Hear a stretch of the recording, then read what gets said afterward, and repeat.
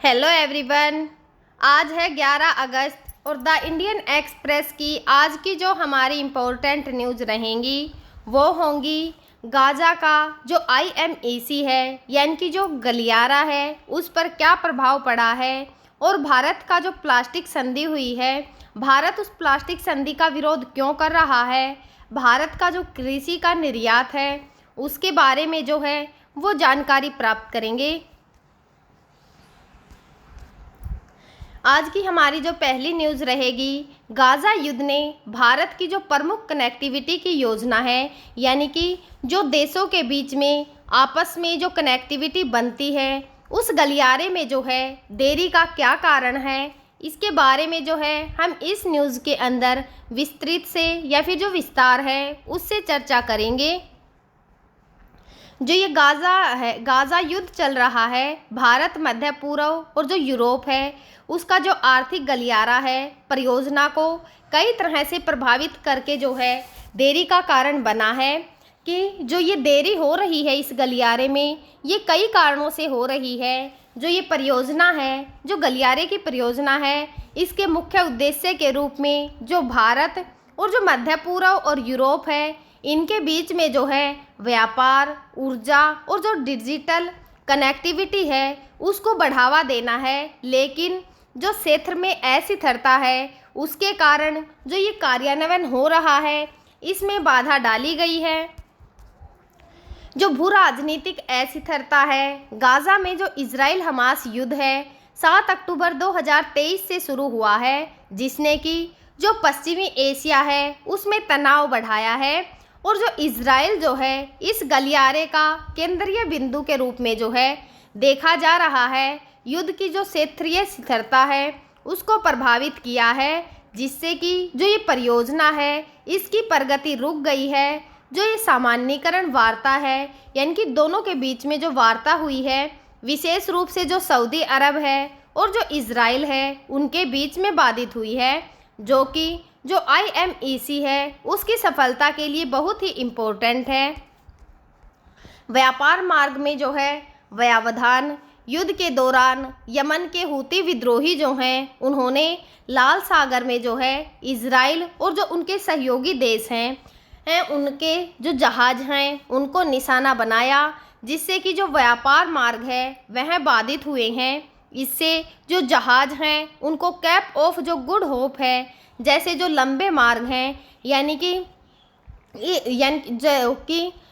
जो अफ्रीका है उसकी चारों तरफ से जो घूम के आने वाला जो मार्ग है उसमें यानी कि ये लंबा रास्ता जो है इसका उपयोग करना पड़ा है, क्योंकि जो लाल सागर से होता हुआ मार्ग जाता है उस पर जो हूती विद्रोही हैं उन्होंने जो जहाज़ हैं उन पर आक्रमण किया, इसलिए उन्हें जो लंबा मार्ग है उसका उपयोग करना पड़ा जिसने कि जो शिपिंग समय है और जो बीमा लागत है उसको भी बढ़ा दिया है।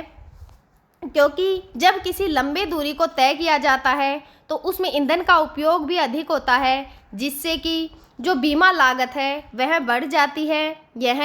IMEC जो है प्रमुख बंदरगाह जैसे कि जो इजराइल का हाइफा और जो इलाट है उसको भी प्रभावित करता है। होर्मुज जल डमरू मध्य का जोखिम, ईरान ने जो होर्मुज जल डमरू मध्य है उसको बंद करने की धमकी दी थी, जो कि वैश्विक कच्चे तेल या फिर जो प्राकृतिक गैस हैं उसके परिवहन का एक इम्पोर्टेंट मार्ग है। यह IMEC के लिए खतरा है क्योंकि जो संयुक्त अरब अमीरात है यानी और जो UAE के बंदरगाह हैं जैसे कि फुजेराह और जो जेबेल अली है, जो कि जो ये गलियारा है इसका एक इम्पोर्टेंट पार्ट है, फारस की खाड़ी में स्थित है और संघर्ष की स्थिति में जो है असुरक्षित है,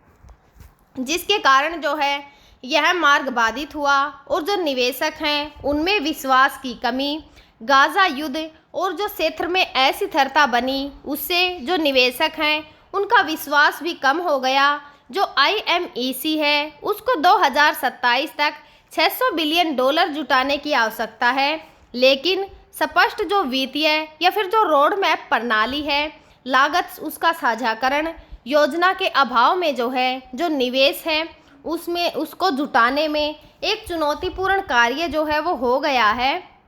जो इजरायली बंदरगाह हैं उस पर भी हमें प्रभाव देखने को मिला है। युद्ध के कारण जो इजरायल का हाइफा और इलाट बंदरगाह है उसको बहुत ही अधिक मात्रा में नुकसान पहुंचा है। हाइफा बंदरगाह जिसे कि अडानी समूह ने 2023 में अधिकृत किया था, विस्तार योजनाओं को लागू नहीं कर सका, जिससे कि जो IMEC है उसकी प्रगति जो है वह प्रभावित हुई।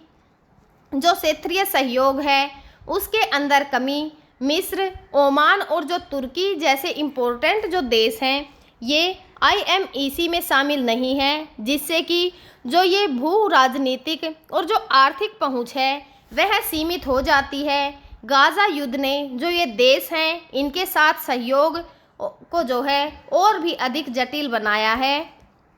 जो हाल ही की घटना है जैसे कि गाज़ा में संभावित जो युद्ध विराम है, IMC जो है इसको पुनर्जनन दे सकते हैं। जो अमेरिकी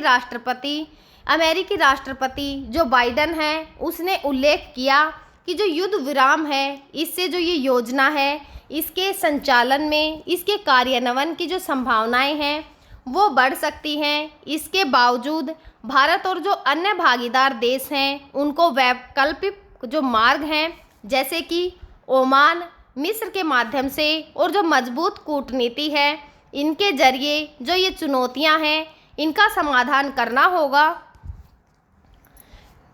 जो ये न्यूज़ जिसको हमने डिटेल के साथ पढ़ा है, पूरी न्यूज़ को कवर करने के बाद जो निष्कर्ष निकलता है उसे देखें तो गाज़ा का जो युद्ध है उसमें जो क्षेत्रीय अस्थिरता बनी हुई है, व्यापार मार्ग में जो व्यवधान हुए या फिर जो निवेशक हैं उनके विश्वास में कमी आई और जो इजराइल बंदरगाह हैं उन पर भी हमें प्रभाव देखने को मिले, जिस कारण जो ये IMEC की परियोजना है इसमें देरी की गई। भारत को जो ये परियोजना है इसको आगे बढ़ाने के लिए जो वैकल्पिक रणनीतियां हैं जैसे कि ओमान और जो मिस्र हैं इसको शामिल करना और जो कि क्षेत्रीय अस्थिरता है जिसके लिए कूटनीतिक जो प्रयास हैं उनको बढ़ावा देना होगा।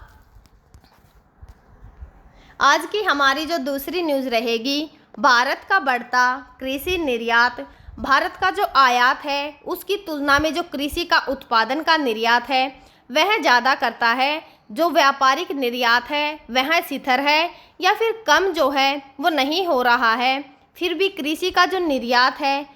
इस साल कई नई ऊंचाइयों को छूने वाला है। हालांकि जो बहुत कुछ ट्रंप जो है टैरिफ पर निर्भर करता है। हम जो है इस न्यूज़ के अंदर पूरी डिटेल में जो है यह सब जानने की कोशिश करेंगे। भारत की जो कृषि का निर्यात है हाल ही के वर्षों के बारे में जाने तो लगातार जो है वो बढ़ रहा है। 2025 में यह एक नई ऊंचाई छूने की ओर जो है आगे बढ़ रहा है। जो विभिन्न स्रोत हैं उनके अनुसार भारत का जो अमेरिका को जो कृषि निर्यात है वह जनवरी से जून के बीच में जो है 24.1% बढ़कर जो है $3,472.7 मिलियन तक पहुंच गया है, जो कि जो पिछले वर्ष की तुलना में देखें तो उसकी समान अवधि में $2,798.9 मिलियन था। यह वृद्धि जो है क्या दर्शाती है कि जो भारत की कृषि क्षेत्र है वैश्विक बाजार में जो उनकी स्थिति है उसको मजबूत कर रही है। विशेष रूप से जो समुद्री भोजन है जैसे कि जो फ्रोज़न झींगा है, बासमती चावल, मसाले और जो प्रोसेस्ड फूड है और जैविक उत्पादों का जो निर्यात है वह किया जाता है। अमेरिका के राष्ट्रपति डोनाल्ड ट्रंप जो हैं उनके द्वारा भारत पर लगाए गए जो टैरिफ है 25% का जो टैरिफ है 1 अगस्त 2025 से प्रभावी हो गया है और हाल ही में इसे जो है बढ़ाकर 50% करने की घोषणा ने चुनौतियां जो है और अधिक बढ़ा दी हैं, जिससे कि जो टैरिफ है भारतीय कृषि की जो उत्पादक हैं उनकी अमेरिका बाजार में जो प्रतिस्पर्धात्मकता है उसको प्रभावित कर सकते हैं, क्योंकि इससे जो उत्पादक हैं या फिर जो उत्पाद हैं उनकी कीमतें बढ़ेंगी, जिससे मांग में कमी आ सकती है। विशेष रूप से जो कि बासमती चावल है, मसाले या फिर जो जैविक उत्पाद हैं, समुद्री खाद्य जैसे जो क्षेत्र हैं उन पर इसका असर जो है वो देखने को मिल सकता है। जो कि भारत के प्रमुख निर्यात हैं। अगर इनके प्रमुख बिंदुओं को देखें तो निर्यात की जो विविधता है, भारत का जो कृषि का निर्यात है वह बहुत ही विविध है, जिसमें कि समुद्री भोजन जैसे मसाले, बासमती चावल, प्रोसेस्ड जो फूड है और जो जैविक उत्पादन है वह भी इसके अंदर शामिल है। 2024 में जो समुद्री खाद्य है उसका अगर निर्यात देखें तो 2483.8 मिलियन डॉलर रहा है, जो कि जो वैश्विक स्तर है उस पर जो कनाडा और चिली जो है उसके बाद तीसरे स्थान पर था। जो टैरिफ है, अमेरिका के जो राष्ट्रपति डोनाल्ड ट्रंप हैं उनके द्वारा जो टैरिफ लगाया गया है या फिर जो 50% अतिरिक्त टैरिफ लगाने की घोषणा की गई है, उसके प्रभाव को देखें तो जो 50% का टैरिफ है इसके कारण जो भारतीय कृषि है उसके जो उत्पाद हैं उनकी कीमतें बढ़ सकती हैं, जिससे कि जो अमेरिका का आयातक है, जो अन्य देश हैं जैसे कि चिली, वियतनाम है, उनकी ओर रुख कर सकते हैं जहां टैरिफ कम है। उदाहरण के लिए जो चिली है उस पर 10% और जो वियतनाम है उस पर 20% का टैरिफ लगाया गया है, जिससे कि निर्यात में 20 से 30% की गिरावट संभव है, जो कि भारत की जो जीडीपी है उसको 0.2 से लेकर 0.5% तक प्रभावित कर सकती है।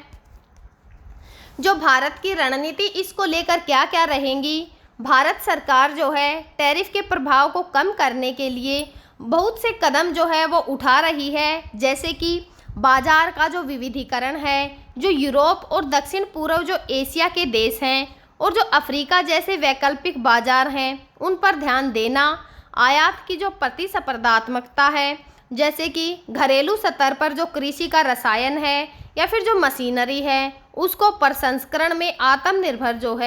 आत्मनिर्भरता उनकी बढ़ाना,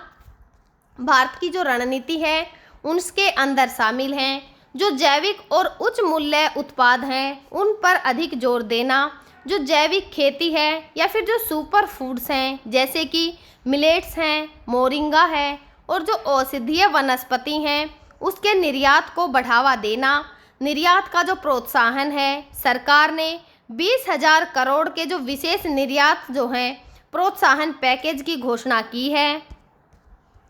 चुनौतियां जो हैं इसको लेकर क्या क्या आ रही हैं या फिर क्या क्या आने की संभावना है। टैरिफ के कारण जो छोटे और मध्यम स्तर के जैविक उत्पादक हैं और जो एमएसएमई है उसको नुकसान हो सकता है। साथ ही जो घरेलू बाजार है उसमें अधिक आपूर्ति से जो कीमतें हैं उस पर दबाव बढ़ सकता है, जैसा कि 2020 में प्याज का जो निर्यात है उस पर प्रतिबंध के दौरान देखा गया था।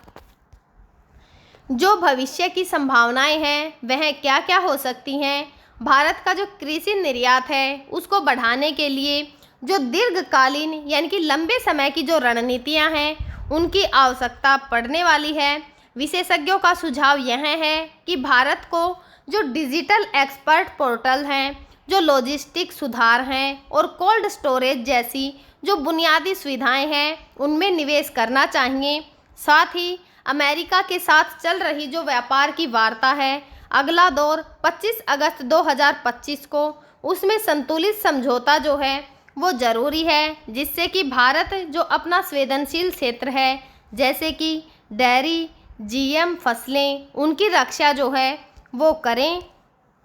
आज की हमारी जो तीसरी न्यूज़ रहेगी वो प्लास्टिक संधि पर जो वार्ता हुई है अंतिम सप्ताह में भारत के जो चरणबद्ध समाप्ति है उसका विरोध कर रहे हैं। तो यह विरोध जो है वो क्यों किया जा रहा है, इस न्यूज़ में जो है हम यह सब जानने की कोशिश करेंगे। जो वैश्विक प्लास्टिक संधि है उस पर जो वार्ता है उसका 5वां और जो अंतिम दौर है 25 नवंबर से जो है 1 दिसंबर तक 2024 तक जो है दक्षिण कोरिया का जो बुसान